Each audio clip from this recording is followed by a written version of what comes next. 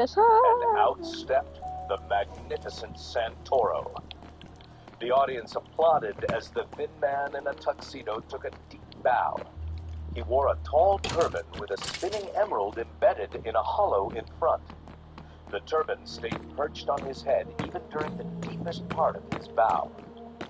He swirled his long red cape behind him as he strode to the front of the stage.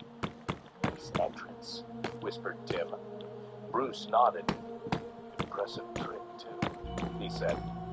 "Must be much more difficult to get in and out of that cabinet when it's twirling like that." "Welcome," announced Santoro as the applause subsided. "I see you've met Rachel, my assistant. Take a bow, my dear." "No, sir." Rachel curtsied and smiled. "No, sir." "And now, lovely Rachel, exit stage left," continued Santoro. With a kick, Rachel pushed the open cabinet toward the left side of the stage. She ran faster, shoving the open box ahead of her. Then, she jumped in and shut the door. The cabinet slowed to a stop against the left side curtain. Then, the door swung open. Rachel was gone. After Rachel's disappearance, Santoro pulled everyone's focus by performing a simple trick with cups and small green balls on a floating table. "A simple misdirection trick," whispered Tim, "but he used an amazing number of combinations with just 3 cups." Following the cup and balls trick, Santoro raised his arms. The lights darkened to a spooky purple. Wisps of dry ice vapor wafted around him. The emerald spinning in the front of his turban glowed in eerie green. "There is a mysterious power that links all things," Santoro intoned in a calm voice. Did I get another rotoscope? I did. Connecting both inanimate objects and creatures endowed with life. If one controls this harmonic energy, one may control any mind with mental magnetism. This is how I mesmerize." Bruce glanced over his shoulder at the audience. Most everyone was staring at Santoro on stage, their mouths open in amazement, as though already hypnotized. Bruce let out a low chuckle until he looked over at Tim to share the joke. He saw that his ward was as slack-jawed as everyone else. Santoro was certainly a terrific showman. "Young man, please join me up here on stage," Santoro said, and he gestured toward the audience. A clean-cut teenage boy stood from his aisle seat and strode to the stage, hurrying up the stairs on the side. "And, madam," asked Santoro, beckoning again, "if you would join me as well." An elegant older woman leaned on her husband's shoulder as she slid past him into the aisle. She held up the side hem of her gown as she walked up to stand beside the teenager. That's gonna be a huge project.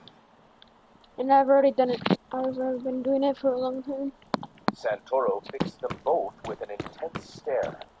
Wild music swelled from backstage, and the vapor thickened as the emerald in Santoro's turban flashed faster.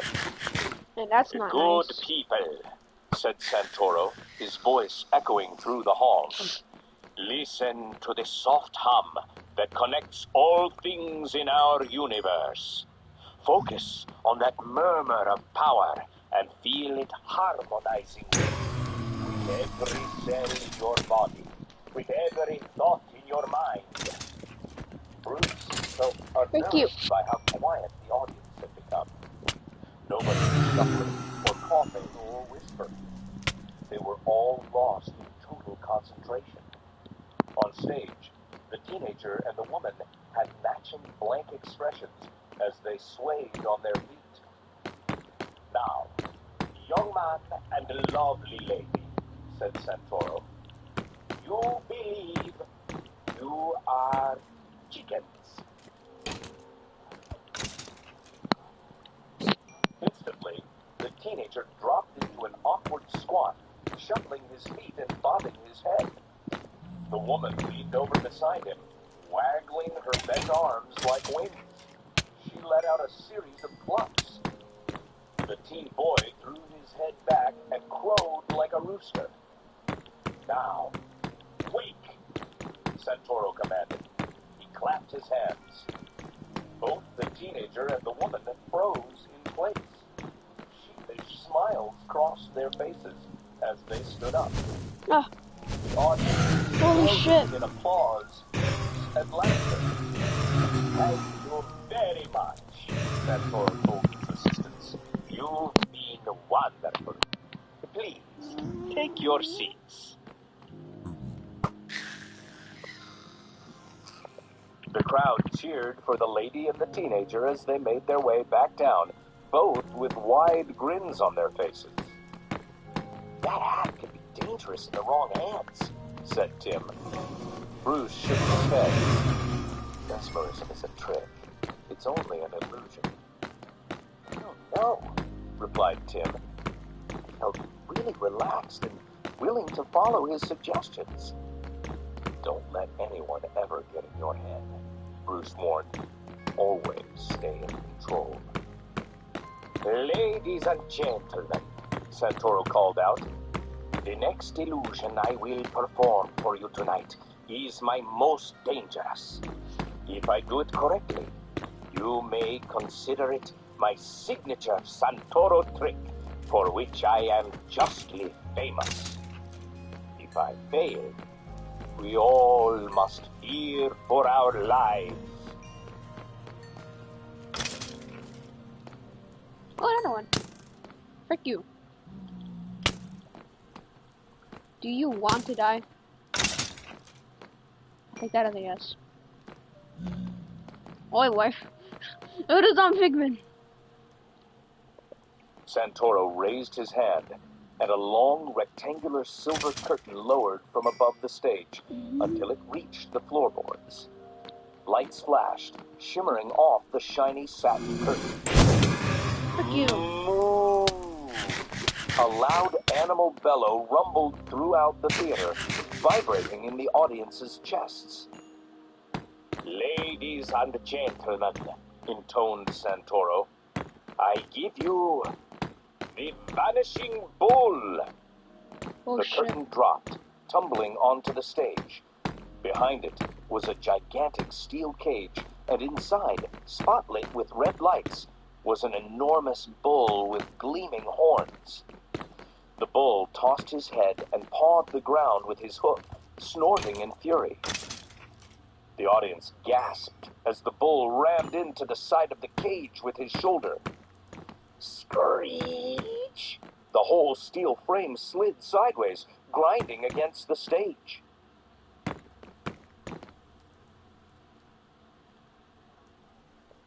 A few shrieks came from the audience, along with nervous murmurs. Wait! Shouted Santoro. Do not panic. He bravely faced the enraged bull, with the emerald in his turban spinning wildly. He too may hear the power of attraction that connects all things. Shh! And let us all open ourselves to wonder. Let us all listen. After a moment of deep silence in the theater, I don't like that shoe. the bull lowered its head. Its gaze I softened. don't know. Santoro raised his hands, and the bull relaxed in his cage. The audience began to applaud. Oh, shit! With a surprising bright flash, an I got explosion this, Chief. burst on stage right. Clouds of stinky green smoke billowed up. Santoro vibing. stumbled backward, and the crowd screamed.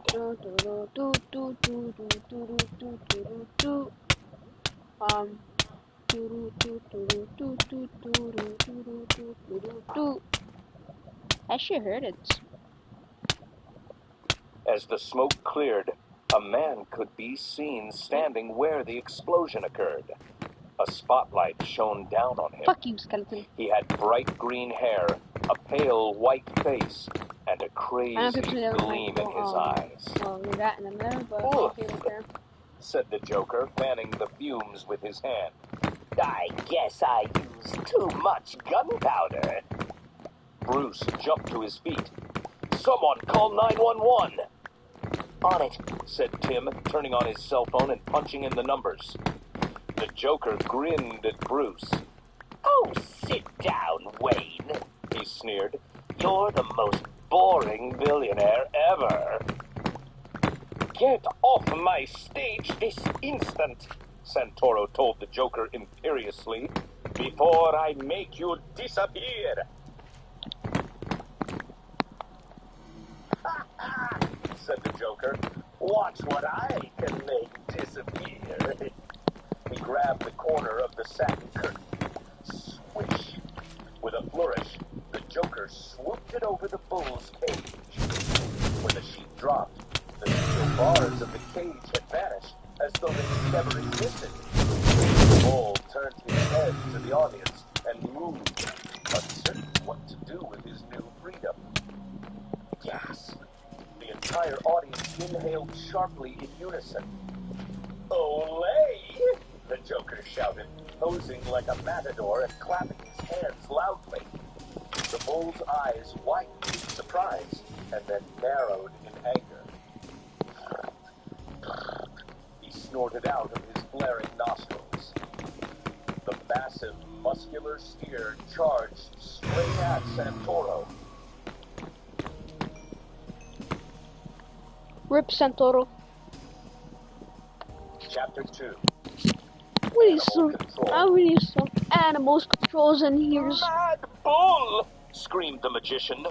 Santoro turned and ran, his long red cape flapping. He fell once onto his knees, and his turban flopped off onto the stage. Then he jumped to his feet and leaped into the audience, right as the bull barreled into the space where he had been. Bruce and Tim ducked as the magician crashed into the people behind them, tangling his limbs with theirs. He scrambled free and crawled over people's laps into the main aisle, where he dashed toward the exit. To avoid stepping on anyone, Bruce pushed himself up onto the top of the back of his seat. He raced along the headrests with Tim right behind him. The bull hopped off the edge of the stage and landed in the aisle. He bellowed loudly. This is big time dangerous. Everyone stay in your seats, shouted Bruce. He firmly pushed an older gentleman down into his plush seat, preventing him from entering the aisle. Please do not panic, added Tim. The police will be here in minutes. Bruce frowned as he noticed two men by the exit door. Both were wearing baggy jumpsuits and clown masks. The goons held baseball bats. The Joker's not alone, he hissed to Tim. To help Santoro, then we'll return and deal with the Joker.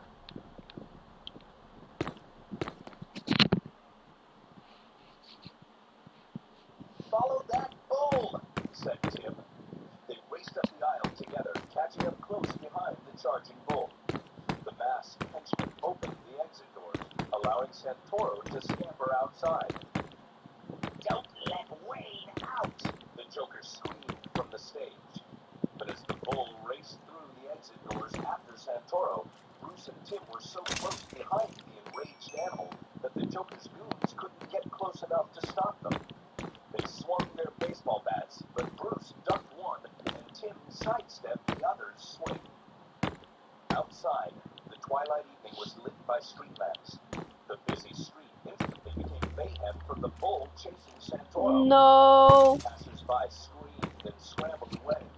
Cars skidded as drivers pulled up short. The theater's exit doors slammed and locked behind Bruce and Tim. The bull cornered Santoro between a magazine stand and a crumpled taxi that had struck a lamppost. Tim, distract that bull, Bruce ordered. Tim instantly ran up alongside the bull, yelling to pull its attention away from Santoro. The bull tilted his horns warning him not to get closer. Just a fucking... Spotted a large delivery truck halfway down the block. I'm going back, The so I'm truck's scared. rolling back door was open, and a long ramp. Bye, have a great down to the time. street. The truck was partially full with cardboard boxes.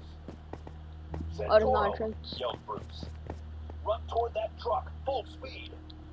Then he led the way, with Santoro following close behind. Tim waved his arms, trying to get the bull's attention, but the bull ignored him and raced after Santoro's flapping cape. Ah! Santoro screamed as he ran faster. Bruce reached the truck a few seconds ahead of Santoro. He peered at the labels on the few boxes inside. They contained soft grocery items like paper towels, nothing that was too expensive, and nothing that would harm the bull. Wait, Bruce told Santoro, gripping him by the shoulders. Swish! He ripped the cape off the magician, then shoved Santoro to the side.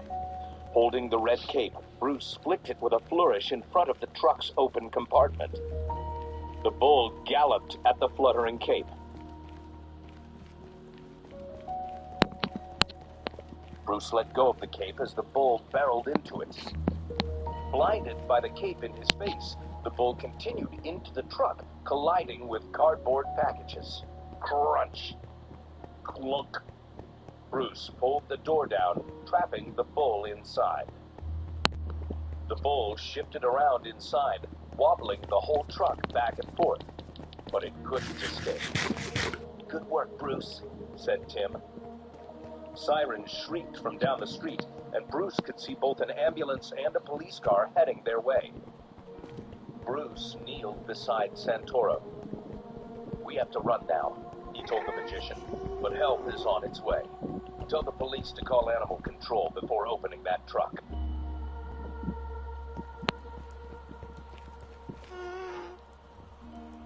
I'll be sure to, replied Santoro, gasping for breath. Thank you. Bruce and Tim dashed down the street, pushing past onlookers, slowing down so they blended into the city crowd. Holy shit, it's been a long time in We there. have a hidden equipment cache not far from here, said Bruce. I know the one, replied Tim, running beside him. I checked it recently. It has everything we need. They found a narrow alley. Deep in its murky shadows, they pushed aside a heavy dumpster. Behind it was a compartment hidden by a false front of fake bricks. Inside that was a pair of uniforms, backup utility belts, and weapons. Shielded by the dumpster, Bruce and Tim changed into Batman and Robin.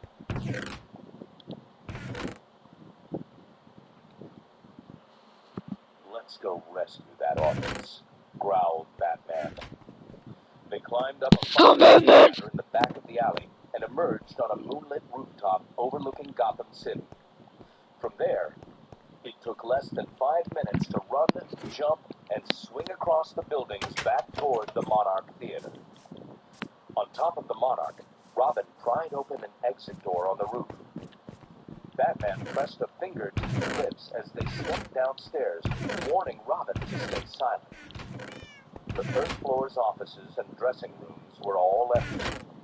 The Joker's henchmen had probably forced everyone down to the theater's first floor, but as Batman had suspected, one lone henchman in a clown mask stood guard on the stairwell landing between the third and second floors. Responding to Batman's hand signal, Robin attracted the goon's attention. As the henchman stepped up into the hall holding his baseball bat, Batman dropped down behind him. Pow! With a quick punch, he knocked the goon unconscious. After locking the henchman in the supply closet, Batman and Robin hurried down a floor. They surprised another goon coming out of a women's restroom. They each grabbed one of her arms and tightened plastic restraints on her wrists and ankles. Then they stuffed her back in the restroom. Batman led Robin along a short hallway past the restrooms and found the door to the upper lighting rig above the stage. They tiptoed inside, closed the door behind them, and silently stepped out onto the catwalk over the backstage area. Now they could hear the Joker on stage, talking to the captive audience.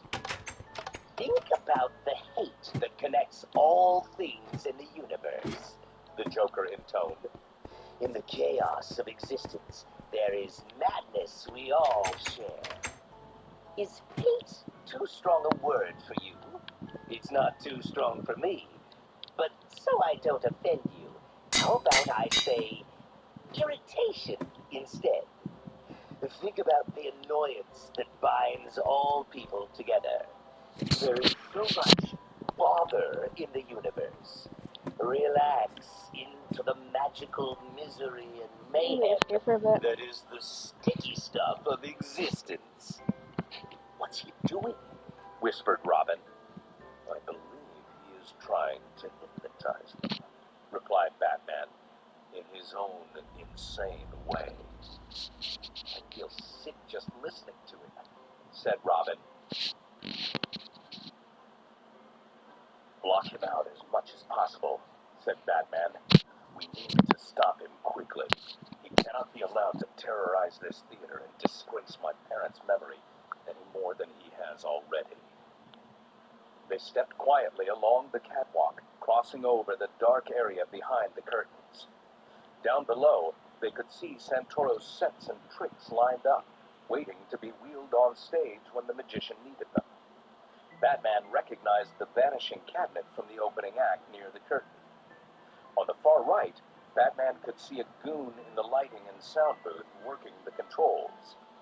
He and Robin ducked down to avoid getting spotted by him, but luckily, the henchman was concentrating on what was going on stage.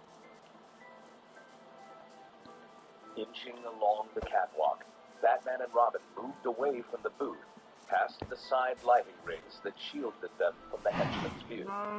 From there, they could peer around the left curtain onto the stage. I'm gonna need some McDonald's. The Joker stood front and center on stage, chattering to the audience.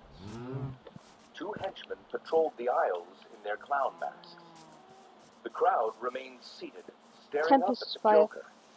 They had the same blank expression on their faces as when Santoro had hypnotized them. But instead of looking amazed and delighted, they all looked absolutely horrified. The Joker was wearing Santoro's tall turban with the spinning emeralds in front. He had a long sword scabbard dangling from his hip. Sidestepping a bit more, Batman peered deeper on the stage. Behind the Joker was a tall, transparent box of thick, bulletproof glass in a steel frame.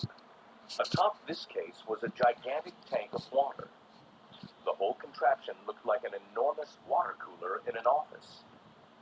Trapped inside the bottom box, banging her fists uselessly against the inside of the glass, was Mayor Marion Grange. What's he doing to the mayor? Asked Robin. Batman shook his head. He's taken her hostage, he replied grimly. That looks like the equipment for a famous trick invented by the greatest escape artist of all time, Harry Houdini. It's called the water torture cell.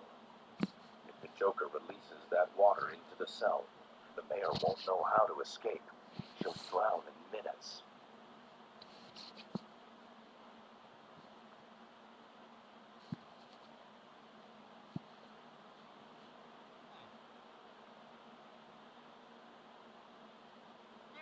So how do we stop the Joker while he has Mayor Grange held hostage?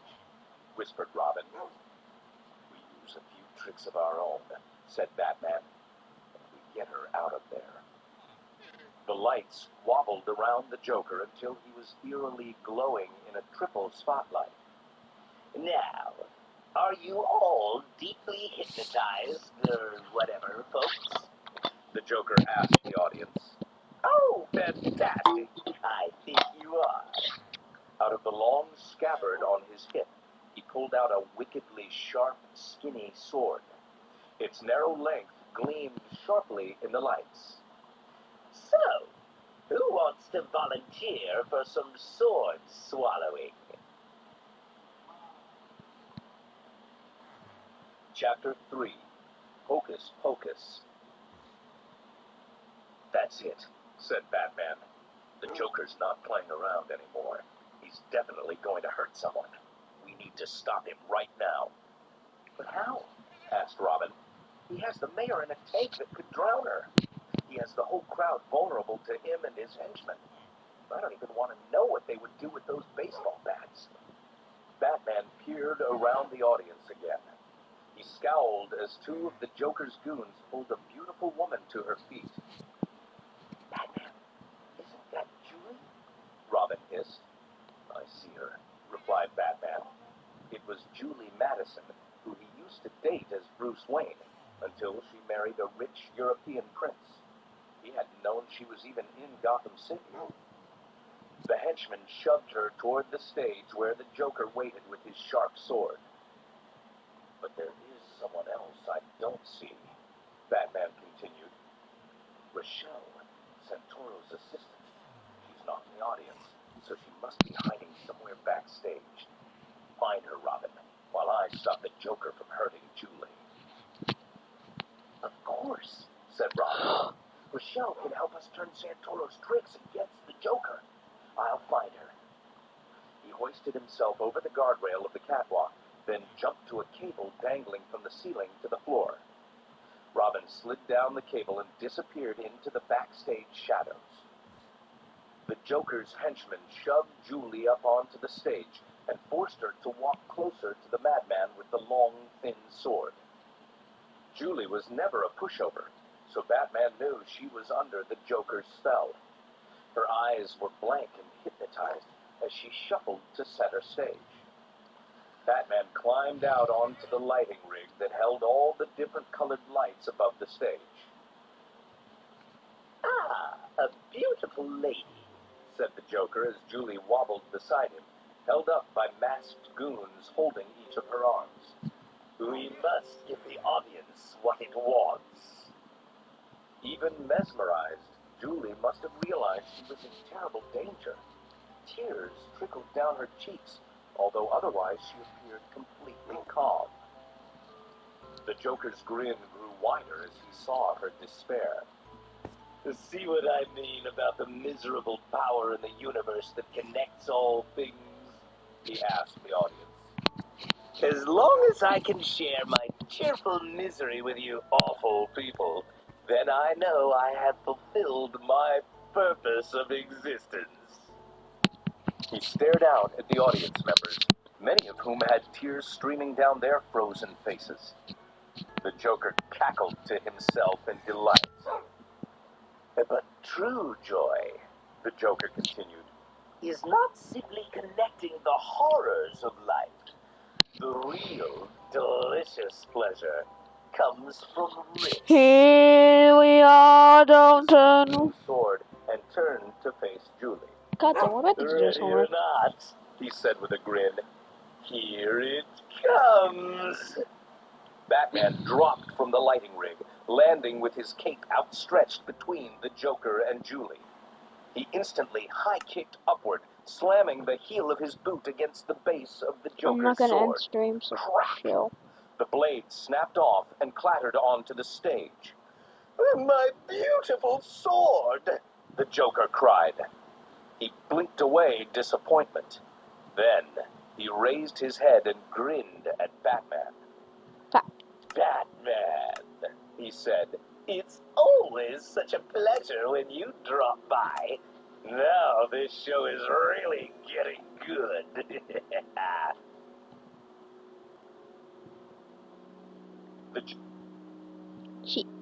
The Joker, but true joy, the Joker continued. The Joker stepped away from Batman as his two henchmen ran on stage with baseball bats. Batman corrected his first assessment. One henchman and one henchwoman. It was hard to tell the difference in their baggy jumpsuits and clown masks. He stood protectively in front of Julie. The male goon reached Batman first, holding his baseball bat over his head like he was wielding a sledgehammer. Batman easily sidestepped the henchman's clumsy attack. Batman pivoted and swung out his leg, sweeping the goon off his feet. The henchman toppled backward, hitting his head on the stage floorboards, knocking him out cold. Batman clapped his hands beside Julie's ears. Clap, clap. Run away. he ordered her. Hide backstage.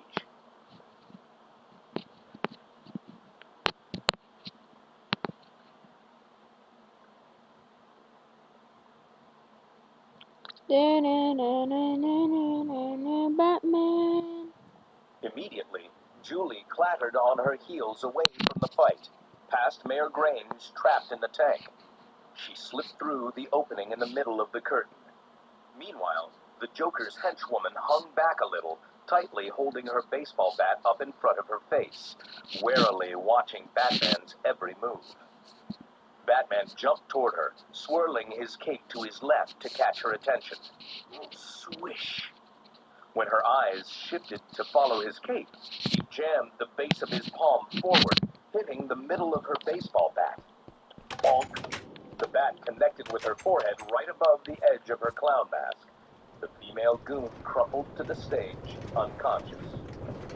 Batman turned toward the Joker, glaring at his archenemy. "Are you all out of accomplices?"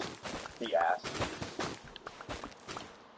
The Joker rolled his eyes. "It's so hard to find good help these days." "I know where you can get the help you need," said Batman. "Arkham Asylum." "Oh, I have no plans to go back there," said the Joker. "That kind of help is no fun at all." "You seem to be unarmed," replied Batman. "It's time I commit you back into Arkham Asylum myself." He took a step toward the Joker. The Joker held up a tiny box. It had one big button and a flashing blue light.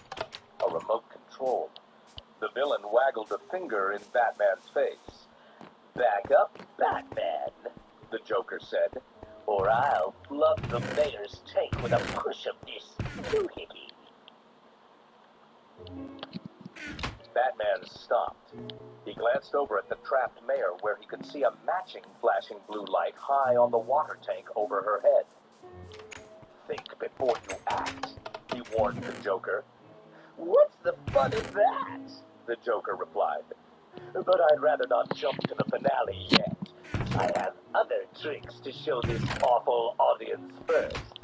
So why don't you go stand next to the tank while I keep performing for a while?" When Batman didn't move immediately, the Joker waved the remote at him. "Go on," he said.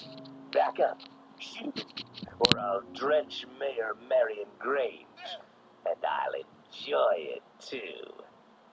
Batman grudgingly stepped backward until he was standing right next to the tank. Mayor Grange banged frantically on the inside of the glass beside him. Batman gestured for her to remain calm. He glanced up at the water tank and its trigger with the flashing blue light. It was too high to reach. He didn't know the frequency to jam the remote signal either. Batman struggled to think of a way he could safely free the mayor and stop the Joker at the same time. One wrong move and the villain would dump all the water into her glass box. The Joker applauded for himself at center stage.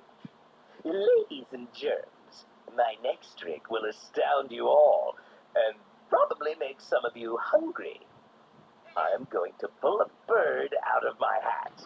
Now that's some quality magic." He removed the tall turban. As soon as the spinning emerald no longer faced the audience, the crowd began to shift restlessly in their seats. "Don't get antsy," the Joker told them as he started to dig inside the turban with his gloved hand. "Stay focused on me. I need your full attention if this illusion is going to be impressive. So concentrate, folks.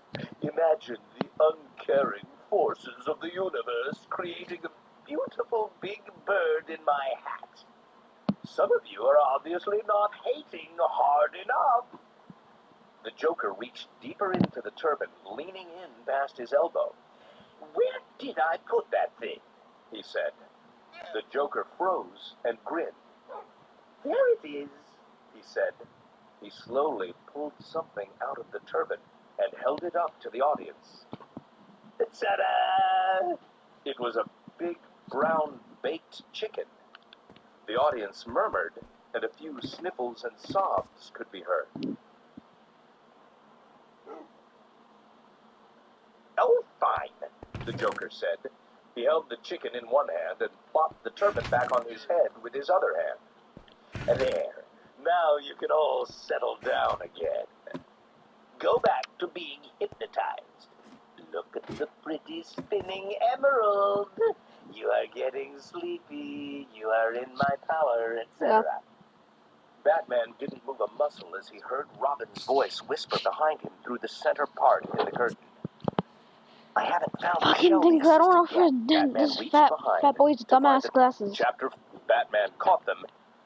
Batman reached behind to find that Robin was handing him a bundle of juggling clubs, handles first. He took them. Closer up, he could tell they were actually unlit juggling torches. Each had a thick, oily wick at one end. "Use these to distract the Joker while I find Rochelle," whispered Robin. Batman nodded. "That's the trick," the Joker said, his mouth full of conjured baked chicken. "Applaud, you ninnies!" The audience clapped robotically. "Not impressed?" asked the Joker. "Well then, I guess it's time for the big finale. The soaking of your mayor." "Wait, Joker," called Batman. "We haven't seen you juggle yet." Chapter 4. Burning Down the House. Batman hurled the unlit torches at the Joker fast, one after another. Zip, zip, zip. Without hesitation, the Joker caught all three in the air and juggled them effortlessly. "Of course I can juggle," he said. "What kind of jester would I be if I couldn't?" After a few seconds of keeping the unlit torches in the air, he threw them back at Batman, much harder now.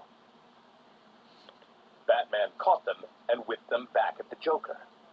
Both Batman and the Joker hurled the unlit torches as hard as they could, aiming for one another's heads. The juggling contest may have looked harmless, but it was really a vicious battle. The bases of the torches were heavy and could do real damage. They flew so fast they were blurred missiles in the air.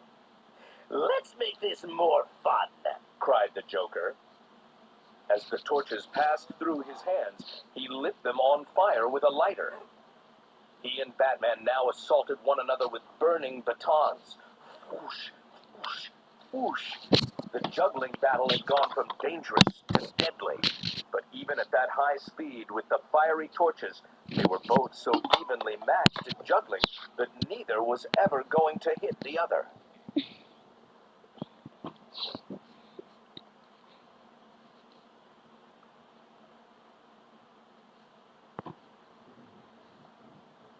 Yo, Joker got some yellow teeth. The Joker let out a loud groan. "This is getting boring," he said.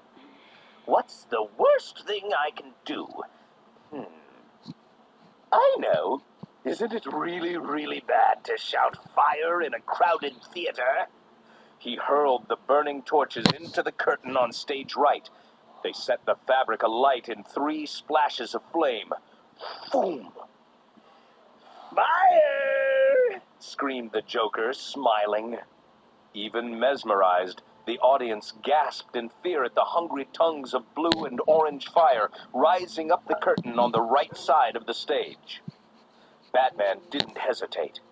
He ran at top speed across the stage toward the burning curtain. A theater fire was incredibly dangerous. It could become an inferno in seconds.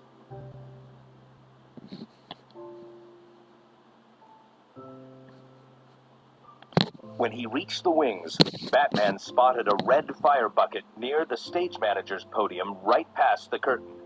He grabbed it, pleased that it was more than half full of sand. But tossing the sand onto the flames only snuffed one of the 3 burning trails climbing upward. The fire was too big for the extinguisher on his utility belt, but he knew there must be an industrial fire extinguisher in plain sight. It was hung on a red pole just a few steps inside the wings. Batman had seen the fire inspector's approval forms recently as the theater's renovations were completed. He knew that extinguisher was up to code. Batman grabbed the fire extinguisher and pulled the pin. He released a rush of foam onto the curtain, chasing the burning yellow tongues.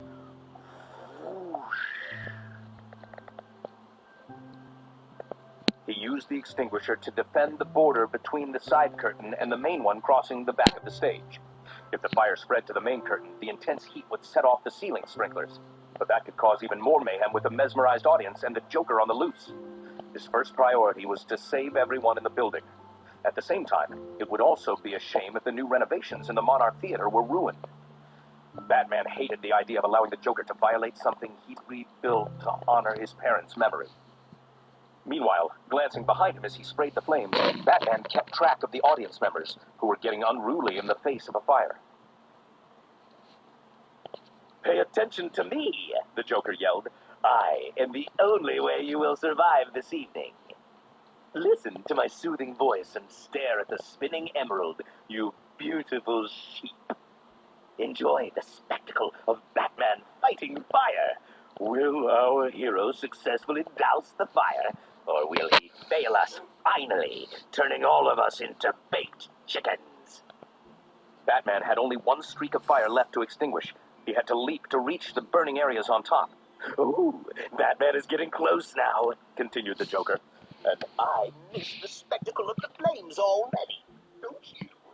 Perhaps a righteous fire is the way to end this event. Truly give us a moment to remember. Maybe I'll set all of the curtains alight. He held up his gold lighter and flicked it, stepping back toward the curtain on the left. No more fires, shouted Robin, dashing out of the left wing of the Joker. He was swinging his telescoping bow staff in front of him athletically. Wait, the Joker cried, holding up his hand toward Robin. I need to speak to you, Boy Wonder. Robin stopped, but kept twirling his staff. What? He demanded. You believe in mesmerism? Said the Joker in an intense voice. Don't you, Robin? You can feel the power of this spellbinding emerald spinning here on my beautiful turban. Robin gulped. Your mind tricks aren't going to work on me, he said. I'm trained in dozens of psychological mind-shielding techniques.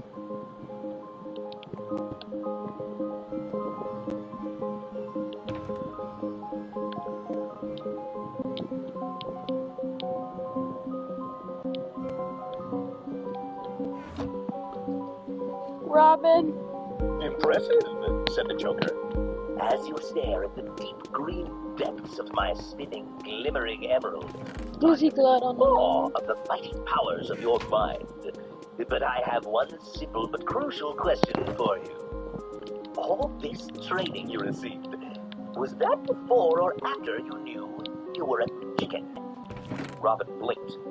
Then he dropped down into a squat, waddled, and began clucking. You've been a marvelous volunteer, said the Joker. The Joker's female goon, who Batman had balked with the bat, climbed to her feet. She rubbed a bump on her forehead. You there, the Joker called to her. Get me some straight jacket. The henchwoman ran backstage and returned.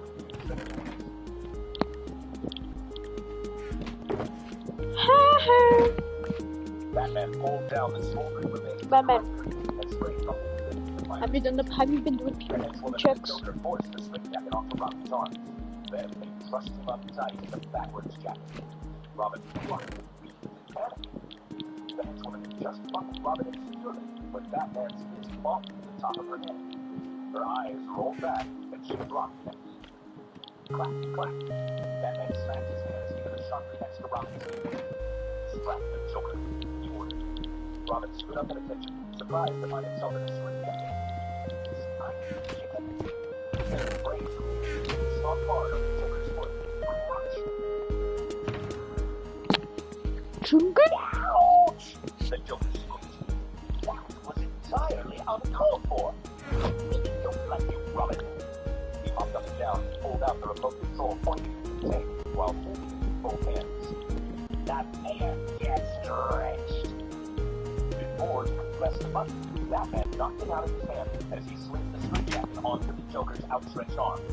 Overpowering the wiry villain, Batman swung the Joker around and crossed his arms, securing the straps behind him. The Joker laughed. He dived forward, wrenching himself out of Batman's grip. He toppled onto his face and pushed the button on the remote with his nose. The water tank atop the mayor's imprisoned glass cabinet gluged loudly as a big bubble erupted inside it.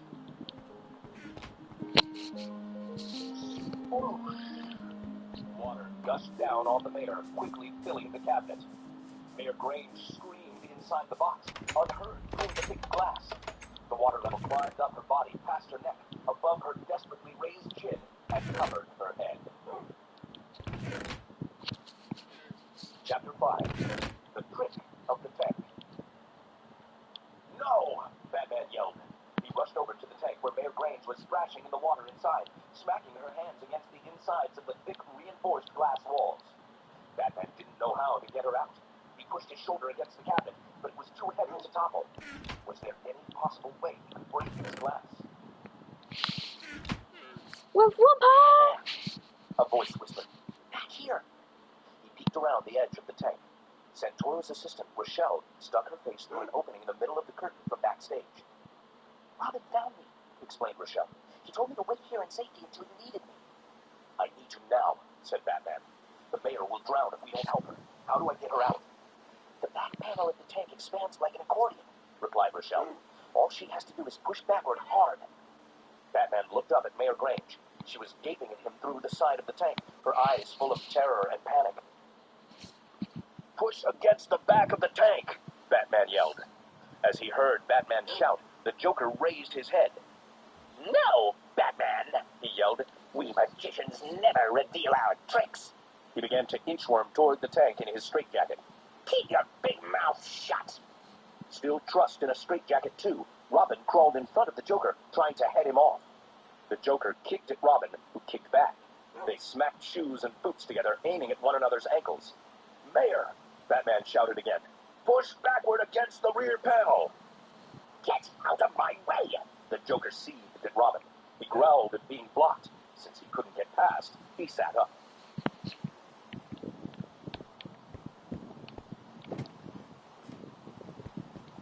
Shit.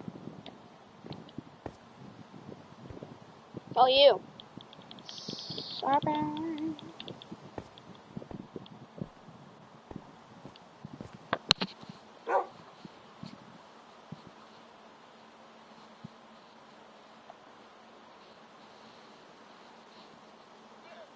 Robin wobbled upright too, just as the Joker smacked his shoulder into Robin's. They struggled up onto their knees and faced off, bumping their chests like fighting walruses. When the Joker lunged to bite Robin's face, Robin toppled backward and rolled away. "Maniac!" Robin snapped. "Sidekick!" The Joker sniped back. At the tank, Mayor Grange shook her head at Batman, bubbles streaming out her nose. No sounds made it through the thick glass, so she couldn't hear his shouted instructions. Batman waved his hand for her attention. He stood at an angle to her, showing that he wanted her to stand against the back of the tank. Then he pantomimed pushing backward, overdoing his actions so she would understand. The mayor nodded. She faced forward and slammed her back against the rear panel of the tank. Ka-chunk! As Rochelle promised, the panel expanded backward with the mayor. At the same time, a clear glass pane slid down from the top, sealing off the tank from the new space in the expansion area. The water around the mayor drained into the tank's base. She gasped for breath, filling her lungs with air, although to the audience in front of her, it looked like she was still underwater in the tank. Rochelle opened the rear compartment, and the mayor tumbled out backward. Batman caught her and set her down safely. "Don't bother with me," the mayor panted. "I'm fine. Go catch the Joker and stop him before he really hurts someone." "I'm getting you off stage first," Batman said. He hooked his gloves under the mayor's arms and pulled her backward through the curtain opening. Rochelle waited for them backstage and helped Batman settle the mayor down on a pile of sandbags. "Are you sure you're unhurt, Mayor Grange?" asked Batman. Yes, the mayor insisted. "Only my pride is damaged. I'll watch her until the paramedics can get to us," promised Rochelle. Batman heard soft footsteps behind him. He turned around just in time to see a henchman swinging a baseball bat. Batman easily ducked the strike, then he rolled left to lead the goon away from Mayor Grange and Rochelle. Batman thought they'd subdued all the henchmen. This goon must have been the one controlling the lights in the booth upstairs. Watch out! Cried Rochelle as the goon swung his bat again. Clang! The bat struck the floor in the empty space where Batman had been a second previously. Now Batman stood near the henchman, a step out of range of the bat, watching his next move carefully. The Joker's going to pay me extra to finish you off, the goon said gleefully. Good luck collecting that bonus, replied Batman. He reached out with lightning fast reflexes and pulled the henchman's plastic mask a little to the side, sliding it off center. Now the goon took the seat. The henchman dropped his bat to claw at the mask, trying to remove it or get it back on straight. The weapon. Nice, he said. You know, I'm a big fan of bats. As the henchman straightened his mask, Batman swung the bat toward the back of the crook's legs. He pulled up as he felt the bat connect, sweeping the goon completely off his feet. Whoosh! The henchman flipped backward and bonked his head on a support pole, then crumpled to the backstage floor. Lights out for him, Batman said. He handed the bat to Rochelle, who took it with a smile. Batman raced through the curtain and back on stage. What he found made his eyes grow wide. The Joker's straitjacket lay crumpled in a heap on the floorboards. The madman was loose again. Batman, help! Cried Robin. The boy wonder was trapped inside a rectangular box that looked like a casket. Only his head and wiggling boots were visible at either end. I've been wearing straitjackets for decades, crowed the Joker. There isn't one maid that can hold me for long. Whatever you're planning, Joker, growled Batman, don't do it. Stop him, Batman! Screamed Robin. Batman took a step toward the Joker, and the Joker raised an oversized handsaw with a wooden handle. The blade warbled as it wobbled in the air. Holy shit, it's 2:27. This war has been going on for like a fucking hour. Now, for my final trick tonight, the Joker announced. He lowered the handsaw toward the center of the box. I'm tired of your tricks, said Batman. He pulled a batarang off his utility belt and let it fly. The batarang hit the long teeth of the saw at the same instant it cut into the lid of the box. Thunk! The teeth bent as the sharp batarang pinned them securely to the wood like a power stapler. The Joker yanked at the handsaw, but it only wiggled and wobbled.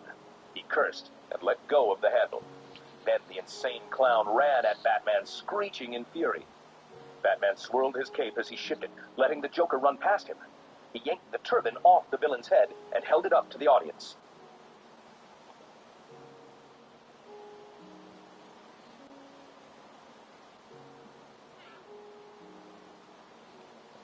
Wake up! Batman yelled. The Joker has no power over you. This hat is just a trick. It doesn't mesmerize anyone. You're just hypnotized. The Joker jumped, but Batman held it out of reach. Meanwhile, members of the audience began shouting and crying and screaming as they jumped out of their seats. A group of stronger men started running toward the stage. The Joker heard the rowdy, furious crowd and narrowed his eyes at them. This show is so over, he said, and he launched himself at Batman's head. Batman swirled his cape with a flourish again, sidestepping the Joker's attack, planning to push him down as he turned. But the Joker expected Batman's familiar maneuver. He skidded away from Batman's push and kept running into the wings of the stage. Get him, Batman! Yelled Robin, wiggling his boots. He's getting away! Batman sprinted after the Joker, but he was almost bowled over by the vanishing cabinet being pushed full speed back on stage. He had to jump to the side to avoid getting flattened. The Joker rode the cabinet to center stage. As it slowed, he waved at the audience. At this point, he called, I would like to remind you, there are no refunds. Before Batman could catch him, the Joker pushed the rolling cabinet again, sending it careening toward the wings as he rode along. Wait, can I make myself, I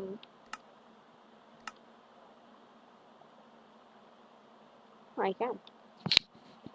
My big exit, cheered the Joker. As the vanishing cabinet hit the side curtain, the Joker opened the cabinet's door and slid inside. It banged shut and then bounced open to reveal that it was completely empty. The Joker was gone. He'd escaped. Batman rushed over to free Robin from the sawing box. As he pulled Robin to his feet and helped him out of the straitjacket, the audience began to applaud. In a few seconds, they were cheering wildly, giving the dynamic duo a standing ovation. Unsure how to react, Batman and Robin stood awkwardly on stage. "It's a master," said Rochelle, walking up behind them. "We'll bow when we've caught the Joker," said Batman. "Take a moment and let them show their appreciation," replied Rochelle. "Tonight, you saved their lives many times." Batman nodded. He and Robin bowed low, sweeping their capes behind them. Then, they dashed into the vanishing cabinet together. The door swung shut and bounced open again. Batman and Robin disappeared into the dark night in pursuit of Gotham City's most notorious criminal. They couldn't let the Joker get away with his dirty tricks.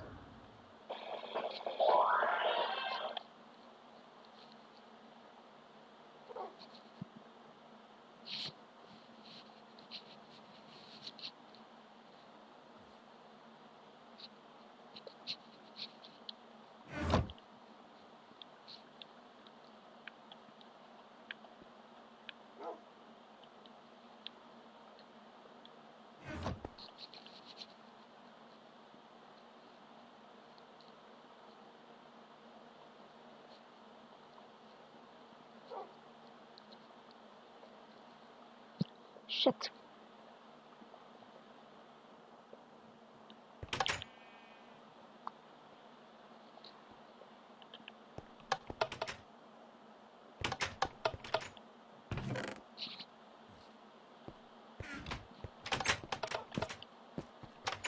I have to do my shit in an actual shit home to get the fucking like for my fucking dad's glasses. Yes, I am very mad.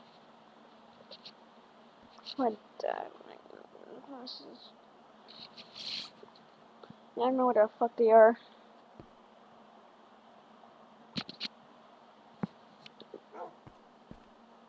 Shit in hell. Shitty hell.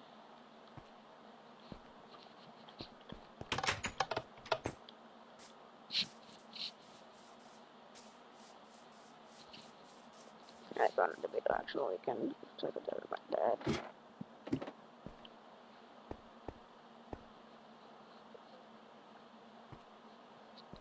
Oh. Oh.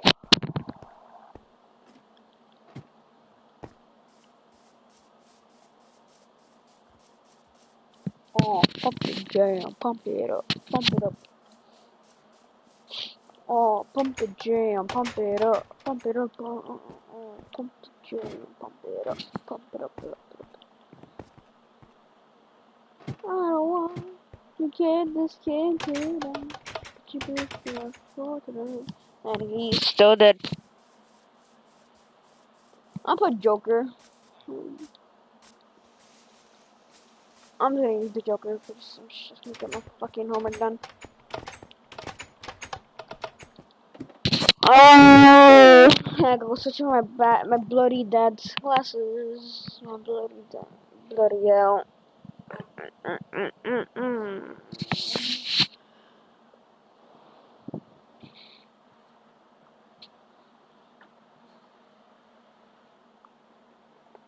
Weird.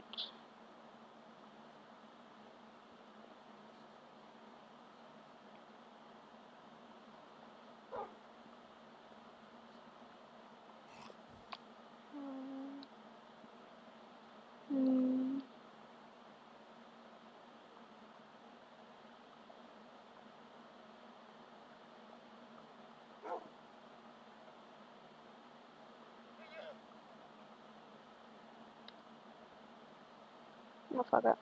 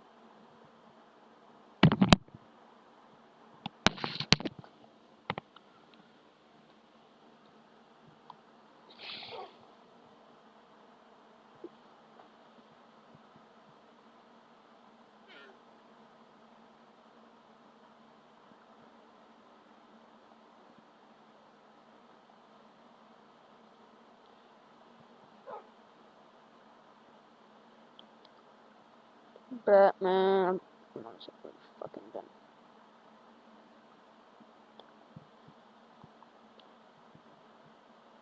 No.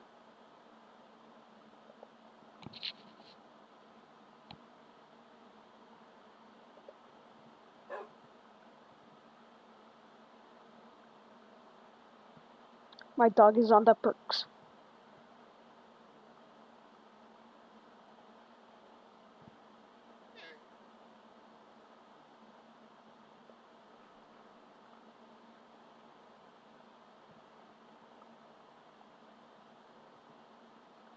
Shit. Alright, now time to go look for my fucking glasses. That's probably gonna take the whole day. Or maybe the whole weekend. So I'm gonna be AFKing. This whole stream's gonna be AFKing, just to let you guys know. Alright, I'll be back in a couple of years.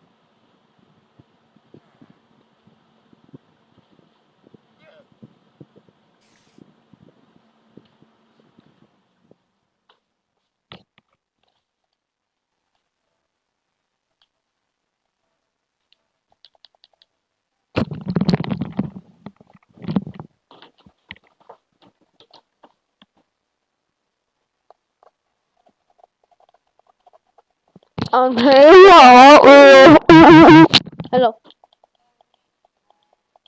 Why you sound sad? What? Why you sound sad? No, not anymore. It's like you barely joined. What? You're like you're like you barely joined.